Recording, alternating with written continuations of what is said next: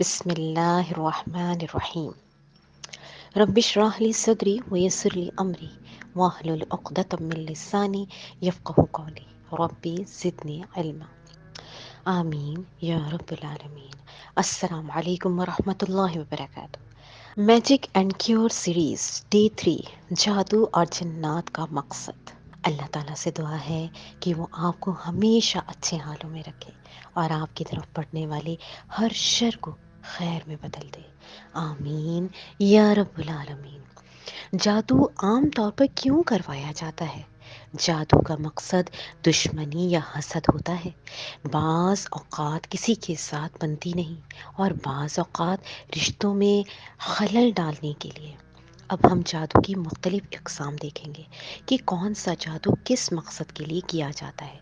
پہلا ہے سحر تفریق۔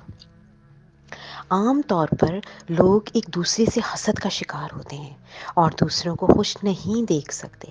ایسے میں وہ سحر تفریق کرتے ہیں، یعنی جدائی ڈالنے کے لیے میاں بیوی میں، دوستوں میں، بہن بھائیوں میں۔ نمبر 2، سحر محبت۔ اس قسم کا جادو عموماً کسی کے دل میں اپنی محبت ڈالنے کے لیے کیا جاتا ہے۔ نمبر 3، سحر تخیل۔ اس قسم کے جادو میں وہم ہونا، بار بار ایک کام کرنا، شکی ہونا شامل ہے۔ اس میں کسی انسان کا بار بار ہاتھ دھونا، بار بار نہانا، واش روم سے نہ نکلنا شامل ہے۔ واش روم نہایت گندی جگہ ہے، وہاں صرف ضرورت کا ہی ٹائم لگانا چاہیے۔ عموماً شیاطین ایسی جگہوں پر ہی ہوتے ہیں، اس لیے انسان کو گندی جگہوں سے بچنا چاہیے، جسمانی گندگی سے بھی بچنا چاہیے، کیونکہ شیاطین کو گندگی پسند ہے۔ نمبر 4، سحر جنون۔ انسان پاگلوں جیسی حرکتیں کرنے لگتا ہے، دماغ مفلوج ہو کر رہ جاتا ہے، کوئی عقل کی بات نہیں کرتا انسان۔ نمبر 5، سحر حمول۔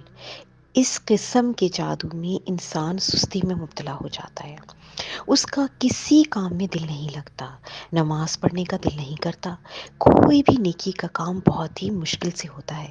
نمبر 6، سحر ہواتف۔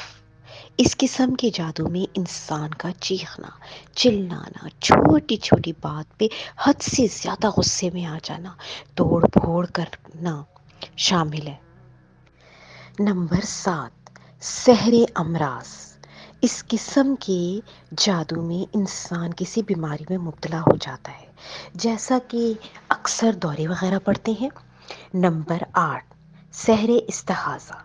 استحاضہ کے معنی، استحاضہ کی بیماری تک کہ انسان یہ سوچے کہ وہ کبھی پاک ہی نہیں ہوا اور میری نماز میں خشوع خضوع ہی نہیں، تو خشوع خضوع انسان کی کامیابی کی علامت ہے۔ اگر اس میں خلل آتا ہے تو یہ شیطان کا وار ہے۔ جادو بعض اوقات اولاد کی بندش کے لیے بھی کیا جاتا ہے۔ اب جانتے ہیں جنات کا مقصد۔ ایک بچے کو مرگی کے دورے پڑتے تھے اور وہ لاسٹ اسٹیج پر تھا، ڈاکٹروں نے بھی جواب دے دیا تھا۔ ایسے میں کسی نے کہا اسے کہ تم فلاں دربار پر جا کے جھاڑو دو، صفائی کرو اور پھر بابا جی سے دعا کراؤ تو تم ٹھیک ہو جاؤ گے۔ اس نے ایسا ہی کیا اور وہ ٹھیک بھی ہو گیا۔ ایسے بہت سے قصے ہیں، سننے کو ملتے ہیں، لیکن ان کا ہرگز یہ مطلب نہیں کہ اس کی دعا بابا جی نے قبول کر لی اور وہ ٹھیک ہو گیا۔ نہیں نہیں، اس بچے پر شیطان حاوی تھا، اور جب وہ دیکھتا ہے کہ ان کا ایمان یہاں پختہ ہو رہا ہے تو وہ نکل جاتا ہے اور ہمارا ایمان پختہ ہو جاتا ہے، اور صرف انسان کو شرک کروانے کے لیے یہ سب کرتا ہے۔ اب کرسچن بھی تو جن نکالتے ہیں، اور جب وہ جن سے کہتے ہیں کہ عیسیٰ علیہ السلام اور مریم علیہ السلام کے نام پر نکل جا، وہ انہیں خدا مانتے ہیں، تو وہ واقعی نکل جاتا ہے۔